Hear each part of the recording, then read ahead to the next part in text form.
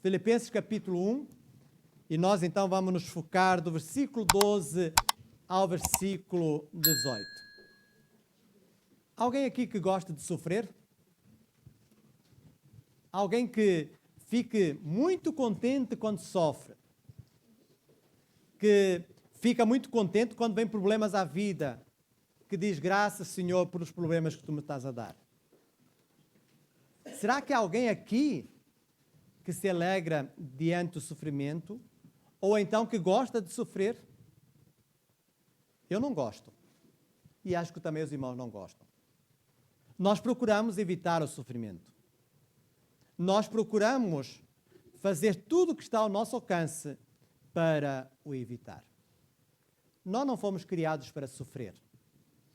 Mas, infelizmente, porque estamos num mundo com pecado, nós sofremos.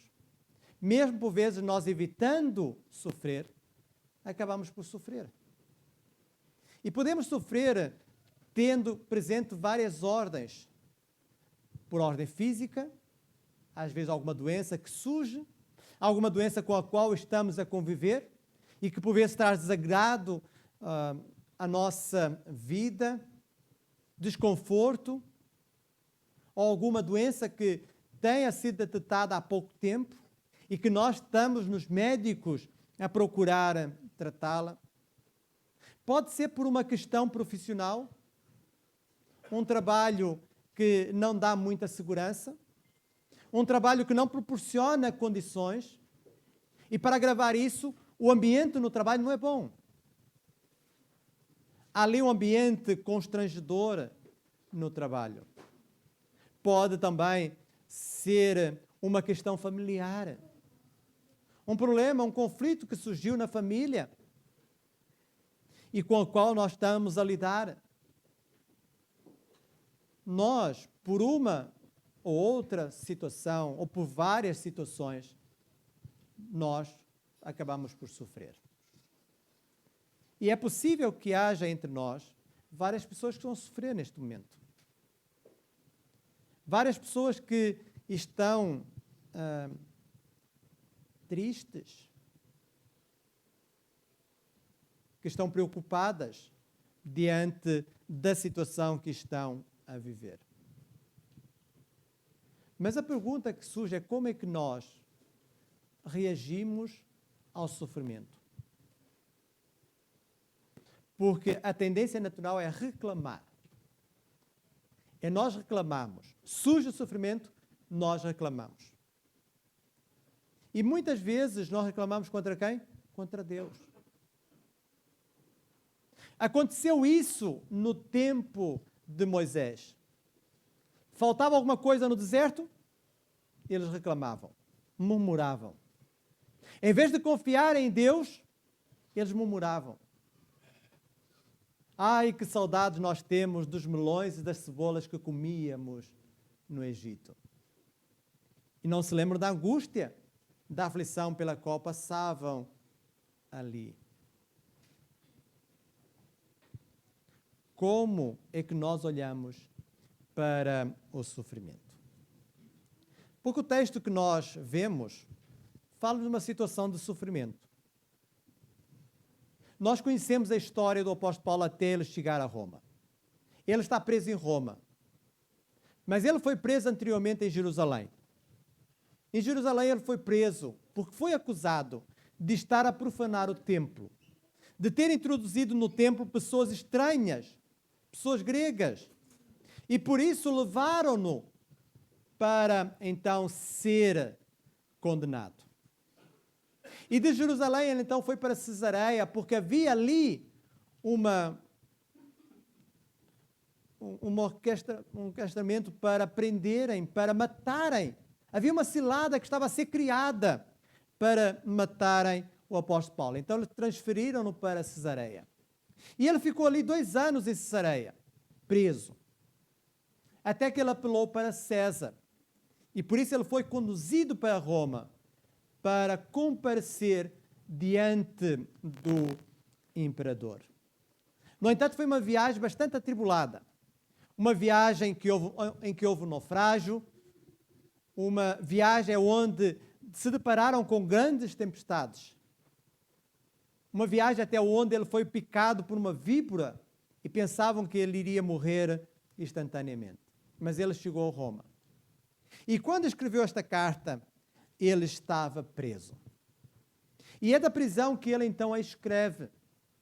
No entanto, ele procura mostrar que, apesar daquela situação na qual se encontra, ele está a sentir a mão de Deus. Sentir a mão de Deus amparando, fortalecendo e também encorajando. E ele escreve esta carta. Escreve esta carta para consolar aqueles irmãos. Ele não procura um autoconsolo. Ele não procura uma autoajuda. Ele procura, sim, consolar aqueles que estão a sofrer por causa da situação na qual ele se encontra. E nós, quando olhamos para a vida do apóstolo Paulo, nós vemos que a vida do apóstolo Paulo foi feita de muitas aflições, de muitos sofrimentos. E é interessante ver como ele reagia. Ele não ficava triste, amargurado, ele não ficava desmotivado perante as situações. E aqui, ao escrever este texto que nós já lemos, ele vai falar dos benefícios do sofrimento. Não é um tema agradável. Benefícios do sofrimento. Mas sabem que do sofrimento pode-se tirar coisas boas. Do sofrimento, o apóstolo Paulo estava a tirar coisas boas. Já houve pessoas que, diante do sofrimento, de terem perdido um trabalho, empreenderam e tornaram-se grandes empresários, porque aproveitaram as oportunidades. E o sofrimento pode ser uma oportunidade para se viver a vida cristã. Reparem como ele começa esta secção no versículo 12. Ele diz: quero ainda, irmãos, cientificar-vos de que as coisas que me aconteceram têm antes contribuído para o progresso do Evangelho. Era natural que aqueles irmãos em Filipos estivessem preocupados com o apóstolo Paulo. Tanto que estavam preocupados que enviaram Epafrodito para estar com o apóstolo Paulo, para o consolar e também para obter informações acerca do estado de Paulo. E perante então essa situação de preocupação que aqueles crentes estão a viver, ele faz-lhes uma revelação extraordinária. Ele vai dizer que aquilo que lhe está a acontecer tem contribuído para o progresso do Evangelho. Por outras palavras, ele está a dizer: o meu sofrimento não está a ser infrutífero. Ele está a produzir resultados. No meio desta aflição na qual eu me encontro, eu estou a cumprir o plano de Deus. Ele reconhece isso. E então procura acalmar a igreja que sofre com o seu pai na fé. E reparem, a palavra progresso tem contribuído para o progresso do Evangelho. Quando falamos de progresso, falamos de algo que avança apesar dos obstáculos.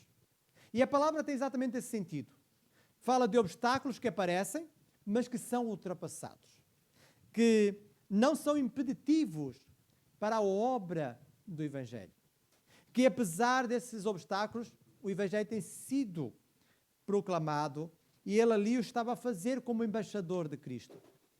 Ele estava preso, mas a palavra de Deus não estava presa. Ele estava condicionado no espaço, mas ele tinha a sua boca para fazer sair a mensagem que queria que os guardas e outros pudessem ouvir. E ele vai falar então várias situações. Como é que isso tem contribuído? E o primeiro aspecto que está ali é o testemunho na prisão. O testemunho na prisão. E ele fala do testemunho. Versículo 13, ele diz: de maneira que as minhas cadeias em Cristo se tornaram conhecidas de toda a guarda pretoriana e de todos os demais. Que oportunidade! Ele viu ali uma grande oportunidade para testemunhar àqueles que cuidavam dele. Aos guardas que estavam ali e que se iam revezando, ele então falava. Ele não ficava calado, ele aproveitava as oportunidades. não o podiam mandar embora, ele estava preso. Então ele aproveitava a oportunidade para falar. Ele não se deixava intimidar perante aquele cenário. Continuava firme. Continuava a ser um embaixador, continuava a dar testemunho. Assim como ele fazia nas viagens missionárias, também estava a fazer ali na prisão. Ele não estava a deixar-se condicionar pelo momento. E isso é bastante relevante. Não nos deixamos condicionar pelo momento. Há momentos em que nós podemos ter mais abertura, há outros que podemos ter menos abertura. Há alturas em que nós estamos melhores, outras vezes não. Mas em qualquer situação nós somos embaixadores de Cristo. Quer estejamos no trabalho, quer estejamos na escola, quer estejamos no transporte público, quer estejamos em qualquer outro lugar, nós não deixamos de ser embaixadores de Cristo. Nós temos uma mensagem a proclamar a este mundo. E por vezes, nesses momentos de dor, de sofrimento, surgem oportunidades para dar testemunho. E ele assim estava a fazer ali na prisão. E é interessante verificar que aquele trabalho dele não foi frutífero. Porque ele, no final da carta, vai transmitir uma saudação. E reparem quem é que está a saudar. Filipenses 4, versículo 22. Todos os santos vos saúdam, e especialmente os da casa de César. Ou seja, o Evangelho tinha chegado à própria casa de César. De uma outra forma seria difícil. Mas através daquele tempo ali, a mensagem chegou à casa de César. Chegou aos guardas, à guarda pretoriana. Eles ouviram. Toda a guarda pretoriana ouviu. Interessante, Paulo aproveitou a oportunidade. Paulo aproveitou a oportunidade para testemunhar. E nós podemos fazer o mesmo. Às vezes nós podemos encontrar numa situação idêntica à de outro. Nós podemos testemunhar da fé que temos em Cristo. Nós podemos testemunhar acerca do amor de Deus. Testemunho. Paulo assim o fez. Este foi o primeiro aspecto que ele diz, tudo tem contribuído. E um desses aspectos é o testemunho na prisão. Um outro aspecto tem a ver com a inspiração dos irmãos. Ele, a partir dali, estava a inspirar outros para fazerem o mesmo. Reparem o versículo 14. E a maioria dos irmãos, estimulados no Senhor por minhas algemas, ousam falar com mais desassombro a palavra de Deus. Ou seja, a prisão de Paulo criou um despertamento. Quando olhavam para Paulo e viam o testemunho de Paulo, os irmãos sentiam-se animados a fazer o mesmo. Às vezes nós podemos ter pensamento contrário. Se Paulo está a passar por aquilo, eu não quero passar por aquilo. Então vou evitar. Mas aqui o pensamento não era este. E o pensamento do Filho de Deus não deve ser este. Vemos aqui Paulo inspirando outros. Não era necessário ele transmitir alguma palavra, a sua vida. Estava a dar um belo testemunho. Estava a tocar, estava a produzir salvação. Vemos aqui então esta inspiração que produzia nos irmãos. Que testemunho poderoso aquele que ele estava a dar ali. Como ele estava a inspirar. E daqui nós podemos tirar uma preciosa lição. Como Deus pode transformar os momentos difíceis, as situações difíceis da nossa vida, em bênçãos para nós e para os outros. Como a forma como nós reagimos ao sofrimento pode ser um estímulo para que outros reajam da mesma forma. E quando falo reação, estou a falar uma reação como a do apóstolo Paulo. Uma reação em que ele, apesar de estar ali, sente a alegria do Senhor e reage. Deus pode transformar uma situação desagradável em bênção para aqueles que nos rodeiam. Quando Paulo escreveu a carta aos Romanos, ele disse: sabemos que todas as coisas contribuem para o bem daqueles que amam a Deus, daqueles que são chamados por seu decreto. Por volta do ano 56, ele escreveu a carta aos Romanos. E agora esta carta aos Filipenses é por volta do ano 61. Não sabemos se Paulo tinha clara consciência quando ele disse isso, e todas as coisas contribuem. Mas agora, ao ver esses resultados, ele podia ainda com mais propriedade dizer. Não era um homem que tinha teoria, era um homem que tinha prática. Era um homem que demonstrava aquilo que dizia.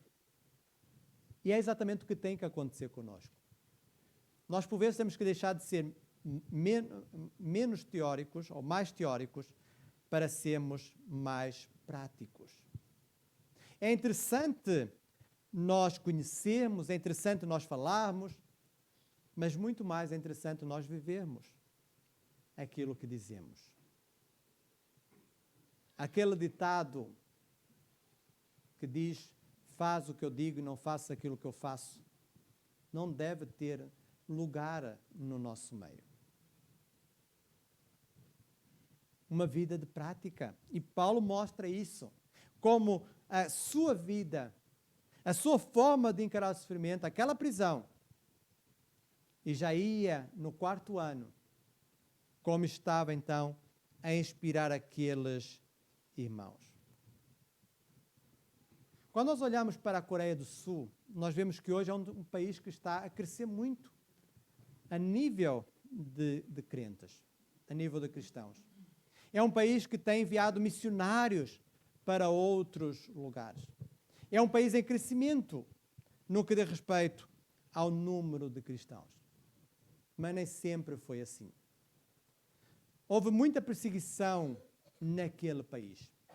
E conta-se a história de um casal de missionários que ousou ir para aquele país. Esse casal tinha 5 filhos. E foram para aquele país para evangelizar aquele povo. E apesar da perseguição, eles mantiveram-se lá. Até que um dia eles foram presos.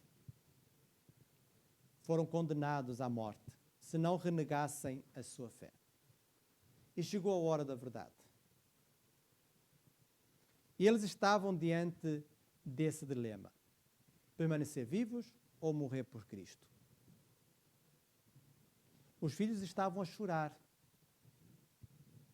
E o que é que os pais iriam reagir diante desse sofrimento dos filhos ao ver aquela situação? No entanto, aquela mãe agarrou seus filhos e disse-lhes: hoje nós vamos jantar com o nosso Pai que está nos céus. E foram enterrados vivos. E essa situação trouxe admiração àqueles que viram. Porque viram que aquelas pessoas morreram por uma causa. E aquilo levou a que muitos que estavam no anonimato saíssem do anonimato. Começassem com ousadia a falar de Cristo.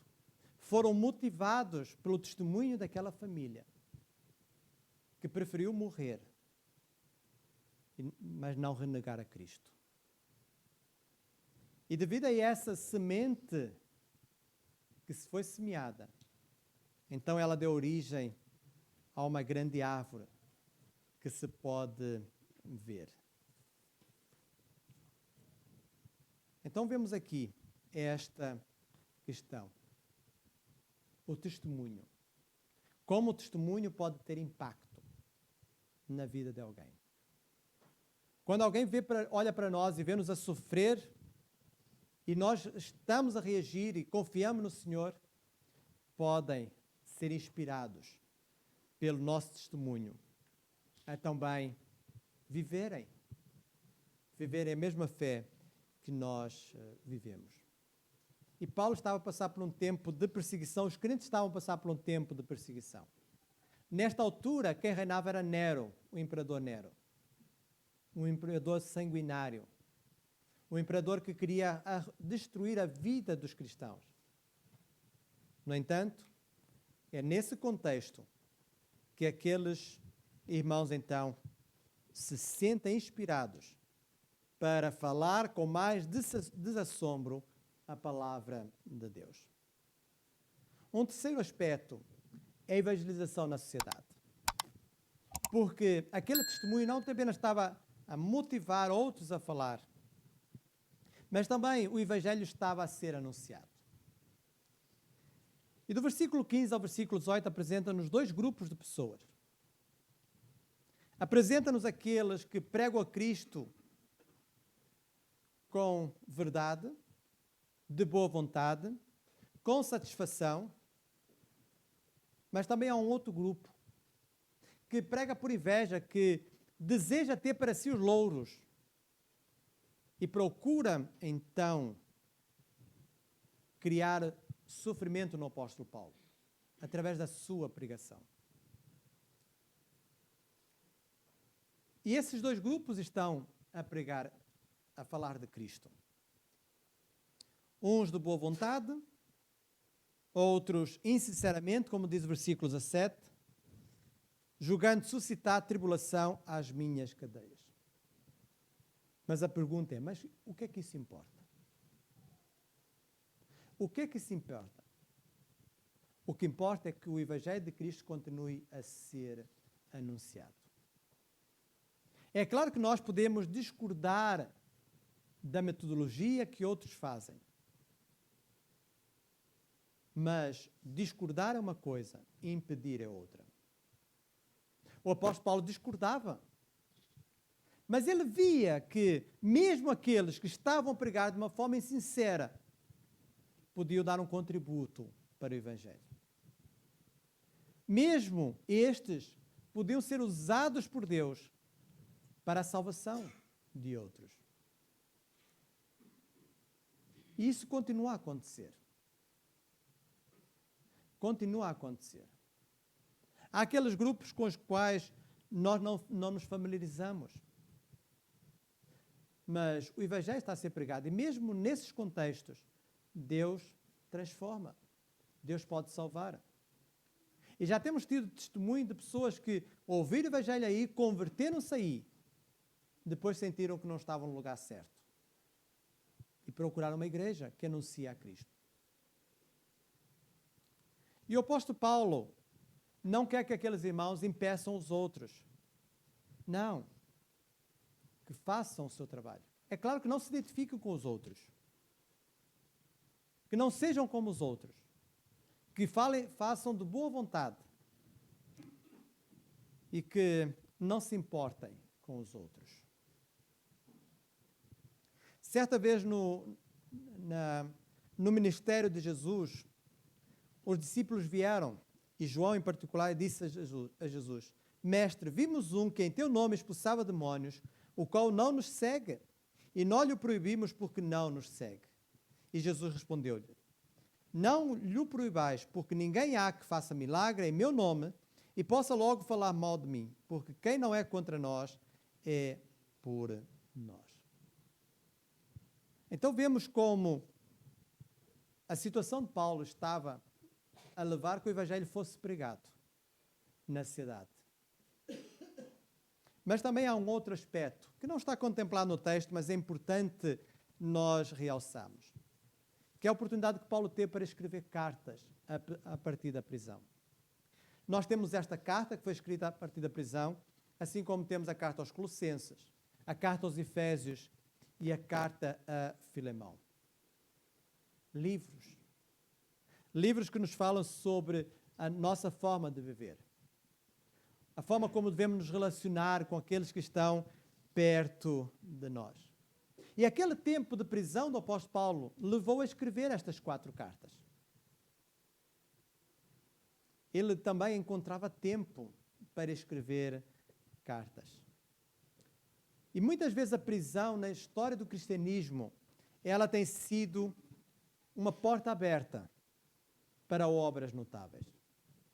Quem não conhece O Peregrino, John Bunyan, foi escrito a partir da prisão. Durante os 12 anos que teve na prisão em Belfort, ele então escreveu este livro e outros livros. Então vemos como também estes tempos, às vezes de pausa, de paragem, pode ser tempos de inspiração para escrever. Eu não sei se tem o hábito de escrever, mas às vezes é nesse momento em que nós estamos a sofrer que obras, que frases, que testemunhos marcantes surgem. E voltamos ao versículo 12. Quero ainda, irmãos, cientificar-vos de que as coisas que me aconteceram têm antes contribuído para o progresso no Evangelho. E é um tempo para nós pensarmos.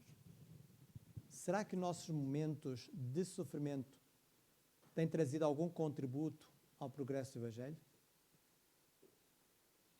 Quando nós estamos doentes, quando nós estamos a passar por um problema familiar, quando nós estamos a passar por um problema profissional, será que a forma como nós vivemos esse sofrimento tem contribuído? Porque nós podemos ser uma inspiração, como podemos também desmotivar. Se diante do sofrimento me virem a reclamar, a murmurar, que leitura é que podem fazer de mim? É claro que nós sofremos. É bom partilharmos o nosso sofrimento. Não estou aqui a apregoar nós sermos masoquistas. Sofremos e sofremos calados e não partilhamos. Não, nós sofremos. É bom partilhar, mas não viver em função do sofrimento. Há mais para além do sofrimento. E sabemos que em todas as coisas Deus está conosco. E enquanto estivermos neste mundo, vamos sofrer, irmãos. Não há uma outra forma. Vamos sofrer, por mais que nós procuremos evitar. Há momentos em que nos trazem sofrimento. Mas que nós possamos saber viver essas situações. E que a paz do Senhor, a sua alegria, que a sua amizade possa nos levar a contribuir para que o avanço do Evangelho seja uma realidade. E oramos por aqueles que estão doentes, para que estão a sofrer, para que Deus possa estar a ajudar-vos. Que esse sofrimento possa se encurtar, que possa encontrar solução. E que essa mudança, essa cura, possa ser cura para outros. Às vezes nós não entendemos o porquê de passarmos por situações difíceis. Mas pode ser que Deus tenha um propósito maior para a nossa vida. De usar a nossa dor curada, para curarmos outros que estão a passar pela mesma dor.